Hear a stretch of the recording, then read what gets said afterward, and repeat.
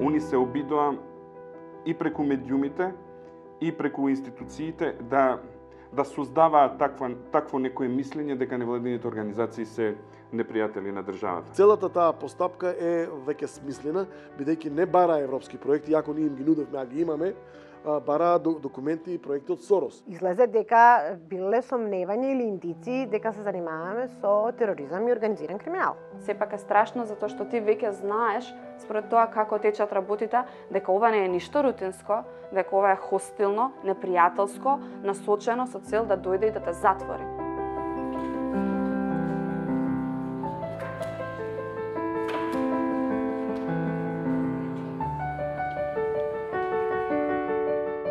Еден амбасадор на голема институција што беше дојден кај нас, дури се интересираше зашто сме покренале контрола на работењето на граѓанските организации. Контрола може да врши само донаторот во нивната земја. Јас велам на тоа, а што ако донаторот е од терористички организации? Од терористички организации.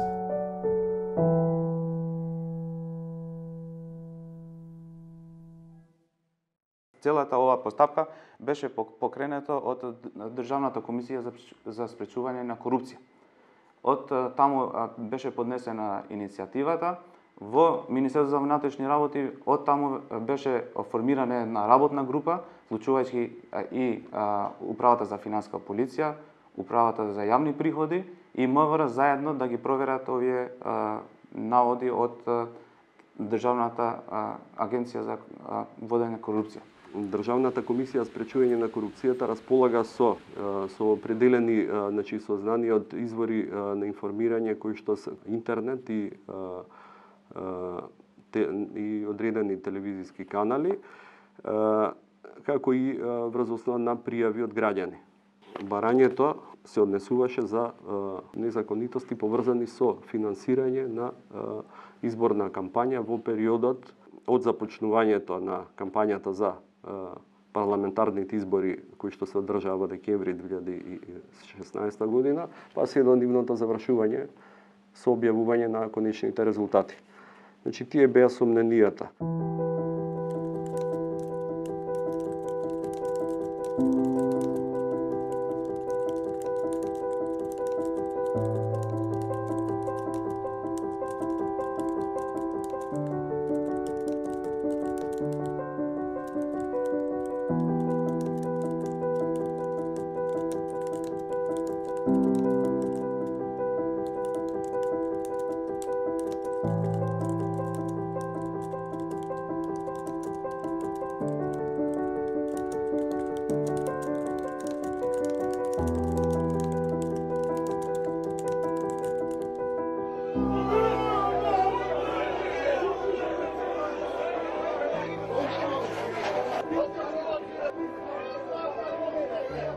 Имавме во себе порив и општествена одговорност да го истакнеме нашиот став. И на крај памет дека тука ќе се соберат можеби некои 1000 луѓе во некој горе доле и дека тоа навидуме спонтано собирање. Јас сум тука присутен и тоа е мое легитимно право да бидам присутен, уставно загарантирано. Еден шамар, 2-3 бокса од целата ситуација, од тоа се направи фама. Малте не испана дека ова бевме тука во Берут.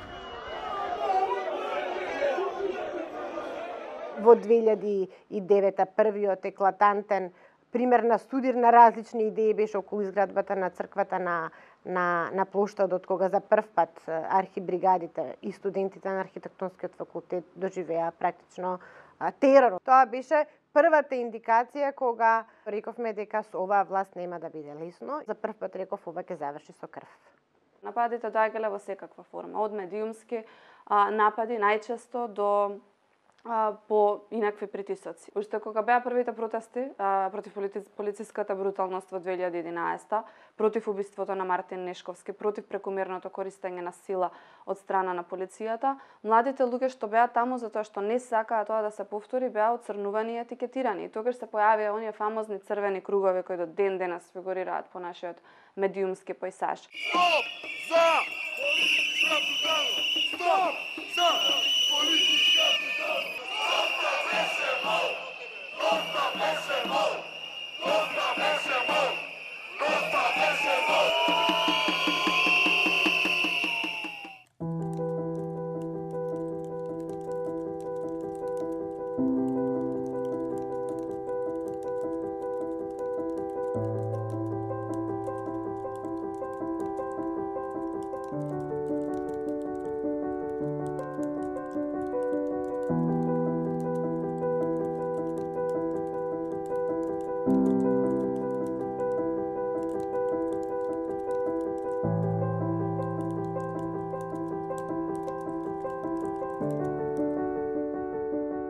Ќе се бориме за десовросоизација на Република Македонија и јапнење на независен граѓански сектор кој нема да биде под ничија контрола.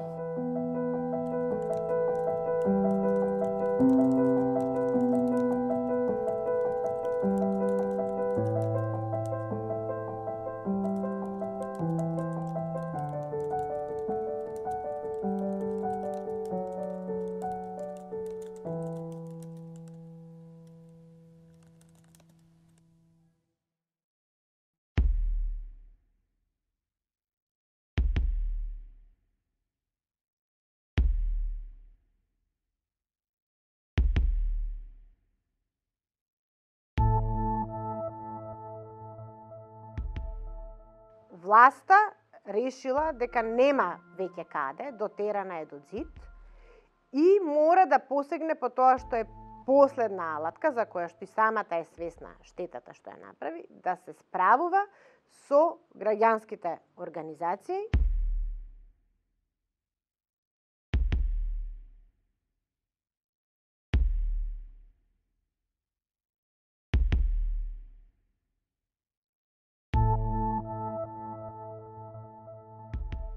Во налогот од управата за јавни приходи пишуваше анализа на ризик. Општо, не пишуваше ништо. Во налогот што го добивме од јавното обвинителство пишуваше разно. Само дека се води предистражна постапка и дека овие документи ни се потребни во тој процес.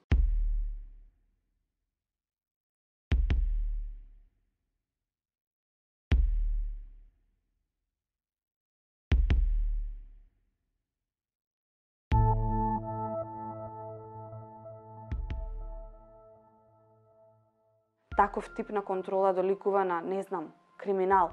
И најстрашното е што ти знаеш дека нема ништо проблематично, ама не знаеш зашто се тука, не знаеш како тоа ќе заврши, а многу одамна си ја изгубил довербата во системот за да мислиш дека ова ќе биде фер.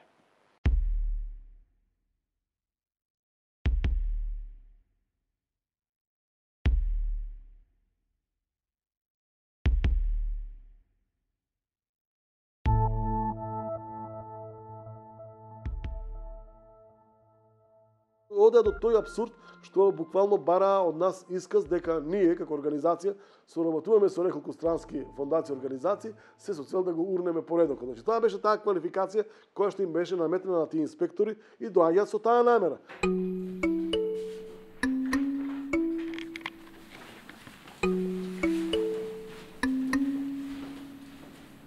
Следењето на парите, начинот на како се дадени и за која намена се потрошени парите.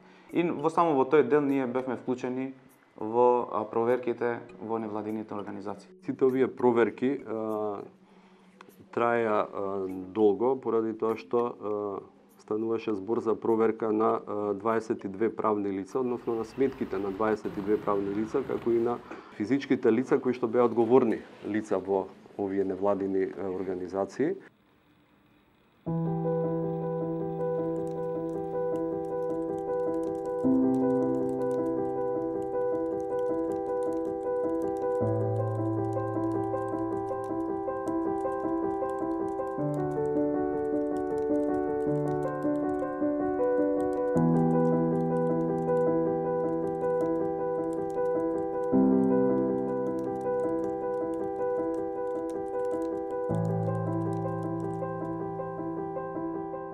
Речиси секоја недела ние имавме луѓе од Управата за јавни приходи или тука во Метаморфозис или кај нашиот сметководител. Беше интересно дека Управата за јавни приходи рекоа дека ќе направат инспекција и ќе ги проверуваат сите наши проекти, значи финансиското работење за сите наши проекти, а јавното обвинителство се фокусираше само на оние проекти кои беа финансирани и поддржани од USAID или од Американската амбасада. Нашиот налог беше дека она што се контролира кај нас е останато. Активности што не се опфатени. Кој може да разбере што значи тоа? Не беше ни нешто конкретно, ние бевме категорија останато. Понатаму добивме и проширување на налогот од 1 година контрола за 5 години. Објаснувањето беше анализа на ризик. Властите не удрија само посредствата на Фондација Отворено општество Македонија, туку удрија посредствата на USAID, на Европската унија, на Швајцарската развојна агенција, на средствата на сите оние донатори кои што со години се залагаа за демократизација и се залагаа за демократизација на ова општество. Со еден ваков удар да се прати пораката и до меѓународната заедница која што Груевски ја кажа во прогостот на 17 декември дека сака да раскрсти со сите амбасадори со целиот меѓународен фактор. Некои амбасадори почнаа премногу да се мешаат во внатрешната политика на земјата. Тоа мора да запре. Колку таа негова идеја се граничи со лудило, тоа е друго прашање. Пазете, он направи некролози од сите амбасадори во Македонија. Те еднаш беа невладините организации, па потоа беа странските амбасади заедно со невладините организации. И мислам дека тоа беше начинот на кој што функционираше нивната пропаганда.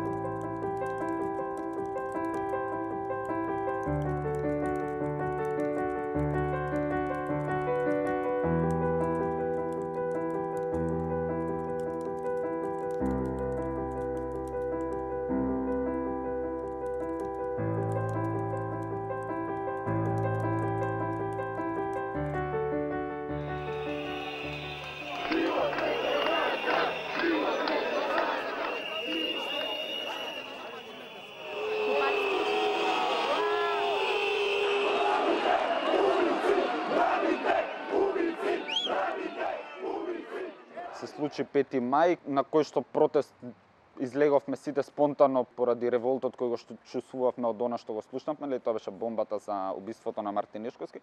Тој протест ескалираше, беше долг ден и беа апсени студенти кои што беа учесници во студентскиот пленум. Нашата недвосмислена одлука после тоа беше да ја прекинеме секаквата соработка со владеачката гарнитура тогашна.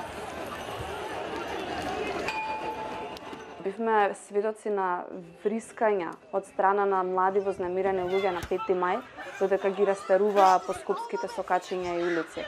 Полицајци влегуваа во библиотека во 11 навечер да бараат кои студенти биле таму на протести, како да студентите не учат навечер во читалните, како да тие се нечии дежурни виновници. Од кога сето тоа се случи, се поставија тенкови кучиња пред читалната и не ни даваа да излеземе надвор од читалната. Владата имаше проблем да свати дека граѓаните на улица се таму затоа што тие така веруваат и сакаат и мислат дека е потребно. И во континуитет се трудеше на секој некој да му прикачи причина поради која не треба да биде таму или закана или уцена. Тоа не се чувствуваше само на протестите, тоа се чувствуваше и надвор од протестите. Знаеме дека неколку активисти беа нападнати. Тоа се состоеше баш во употребата на луѓето кои беа надвор од институциите. Активистите не беа напаѓани од луѓе вработени во МВР, беа напаѓани од качулки, кои што беа во служба на партијата на власт. И тоа така се развиваше.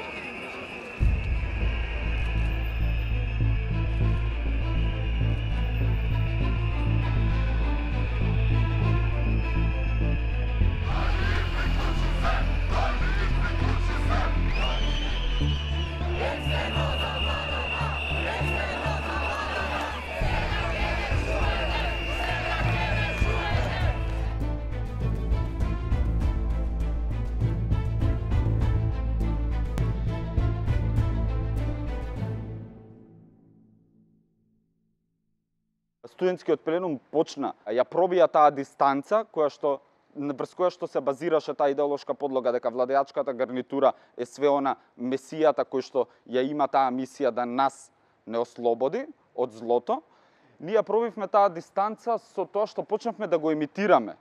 Да емитираме владеачката гарнитура. Реков, они почнаа да не заокружуваат, ние рековме не, нема потреба тоа да се случува, ние сами ќе се заокружиме. И одеднаш јавноста почна да се препознава во заокружениот студент. Како бесрамни манипулатори не заокружуваат и не вмешуваат во своите гадни политички сплетки. И потоа, како бесрамни виновници фатени во сопствената замка, ни затвараат врата пред нос и не влекуваат ролетни на прозорец кои ги повикуваме на разговори на соочување.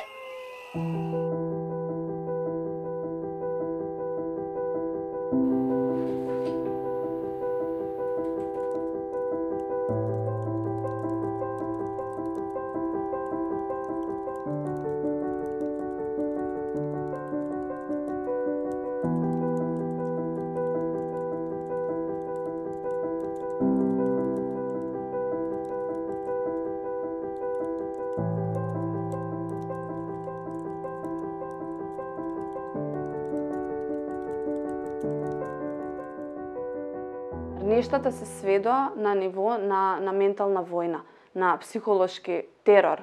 Замислете, секој ден, со месеци, ти доаѓаш и се што правиш, копираш документи, образложуваш документи кои биле пред 5 години, едва и дори се сеќаваш, само објаснуваш и наоѓаш. Многу луѓе од оваа канцеларија помагаа тоа да го направиме, бидејќи едноставно не се завршува таа работа. Беа толку неписмени и неспремни во однос на инспекцијски надзор, што на секој дополнително прашање што треба да биде поставено, излегуваат надвор, се консултираат со нивните шефови, се враќа, пак поставува прашање, пак излегува надвор. Това беше смешно. Некои деца кои што буквално не си ја знаат својата работа, а камо ли да го знаат работењето во невладината организација. Не знаеа што барат. Само беше јасна нивната амбиција, односно нивната инструктажа, дека треба да протресат се многу добро и да видат таму нешто мора да има, мора да се најде. Ја мислам дека очекувале тоа што го збореа по телевизија, дека ќе најдат дека ние сме плаќале луѓе од опозиционата партија, дека сме финансирале активности на опозицијската партија и кога видоа дека тоа го нема, мислам дека тука им се рушеше целата шема.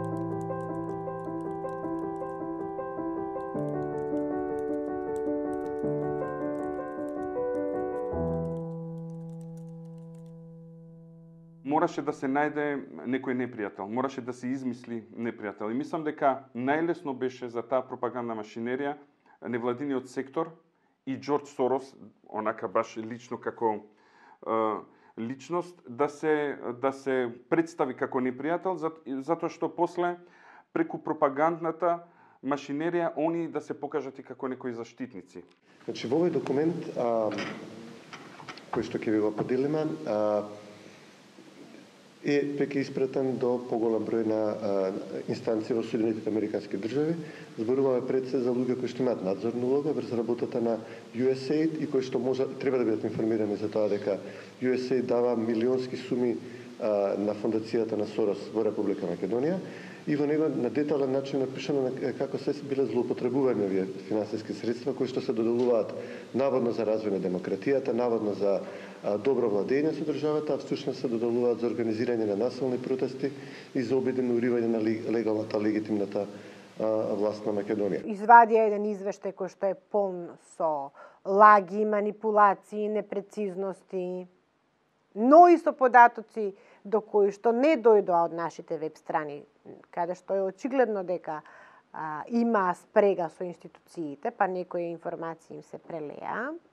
4 инспектори на Американскиот конгрес беа во сериозна мисија во Македонија. И пред властите на американската држава, нели, требаше да не да се правдаме, туку да се објаснуваме што работиме, како работиме и зошто го работиме тоа што го работиме, така што направија штета. Паричните средства не доаѓаат директно само од фондацијата Отворено општество, туку средствата се префрлаат од ФОМ Македонија на невладени како Метаморфозис или НВО Инфоцентар. За подоцна овие поголеми 3-4 невладени организации или како што е Хелсиншки комитет, да ги пренасочуваат парите кон овие помалите организации низ целата територија на Република Македонија. Еден од мегафоните, Никола Србов, кој што директно према мене се има произнесено преку социјалните мрежи дека јас како извршен директор за една година имам земено 69.000 евра и тамо некој кусур пари од Сорос се со цел да работам за сметка на СДС и дека организацијата наша КАМ има земено повеќе од пола милион евра за да работиме на изборната кампања и да го унасочуваме народот и граѓаните во тој изборен процес. Кажува дека милионски суми влегуваат во Метаморфозис и Метаморфозис после со тие пари финансира партиски активисти на СДСМ. Тоа беше толку страшно во тој момент што и тоа е второто ниво на кое влијаеше целата оваа хајка, личното ниво и не само кај мене, туку кај сите вработени, што почна и најблиските пријатели, па дури моите родители да ми прашуваат што вие работите? Ти стварно многу патуваш. Стварно е тоа што го пишува за тебе и што зборуваат за невладените организации дека вие соработувате се странски шпиони. Онака и тоа е поразително на некој начин.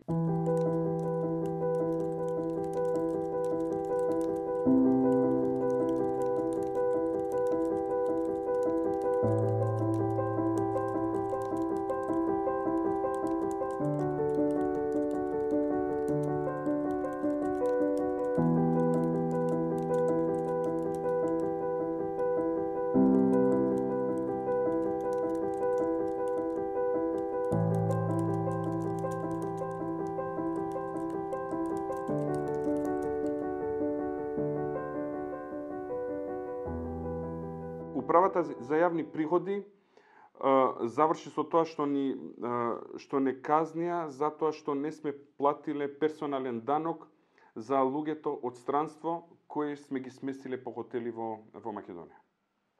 И дека сме требали да платиме данок, иако тоа во законот не го пишува, они така го толкуваа и ние таа казна требаше да ја платиме, бидејќи ќе се жалиме во тек е тој процес, меѓутоа ние мораше таа казна да ја платиме веднаш. Но исто така тоа ни покаже колку всушност имаат моќ инспекторите на УЈП во Македонија. Не натераа да платиме дополнително персонален данок за подадена хуманитарна помош, бидејќи во целиот изминат период при нивните проверки не успеа да најдат ништо буквално што е противзаконски. Хуманитарната помош и гардеробата што ја даваме на сиромашните семејства и на децата кои што посетуваат градинка во рамки на друг проект, таа гардероба подлежи и на персонален данок, а ние имаме фактура на која што е платен ДДВ. И демек ние требало да платиме на тој износ, требаше да платиме дополнителен данок, односно персонален данок, бидејќи сметале дека тоа е добивка на семејството. Така го квалификувале. Се согласивме, се договоривме, плативме персонален данок, меѓутоа од таму добиваме повторно записник дека сега немате платено на време данок, сега ќе платите дополнително прекршок за тоа што данокот не ви е на време платен.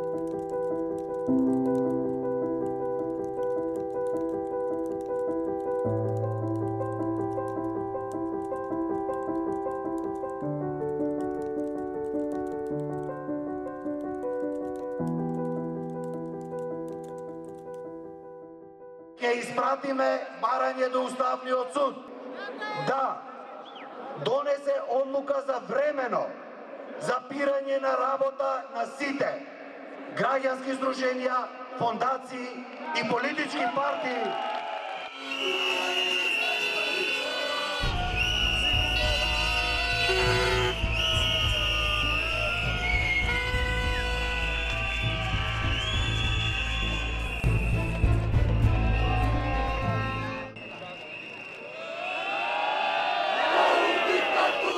На 5-годишнината од смртта на Мартин Нешковски, шарената револуција го обои Скопскиот плоштад во црвено.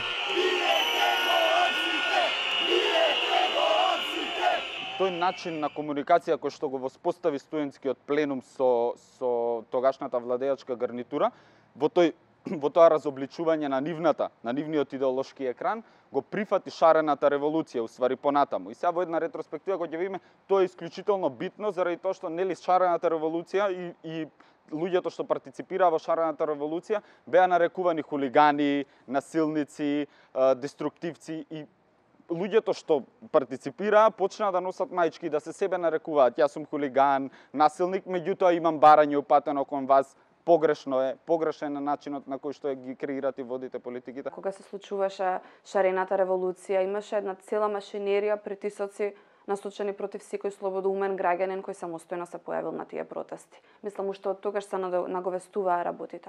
Луѓе беа во домашен притвор со денови непотребно.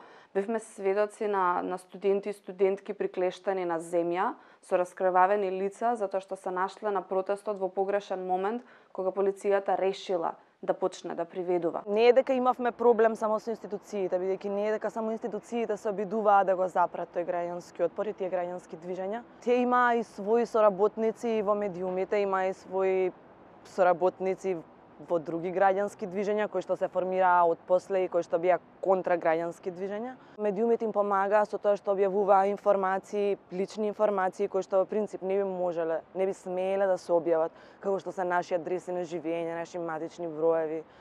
Така што кршејќи ги нашите права му помагаа на режимот во остварување на својата цел, односно заплашување и оневозможување на движењата граѓански.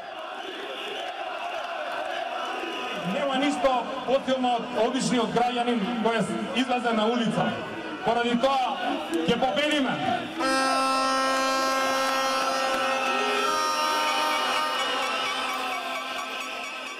Ние чекаме одговор од институциите за овој цел прогон оркестриран. Ние чекаме мислење. Дали тие кои доаѓале во нашите канцеларии дошле основано? Дали тоа што го работеле било воопшто по прописите? Дали било работено професионално, етички и согласно сите стандарди? Дали имало злоупотреба на службена должност за вршење на политички притисоци? Бидејќи многу е важно ова поглавје за граѓанското општество да се заврши формално, да не остане да виси во воздух. Тоа дејание значеше упад во слободата на говорот, упад во правото на здружување, беше дискриминаторска и така натаму. Нас ни предизвика сериозни материјална и друга нематеријална штета и ќе инсистираме за оваа хајка да си понесат одговорност институциите и актерите.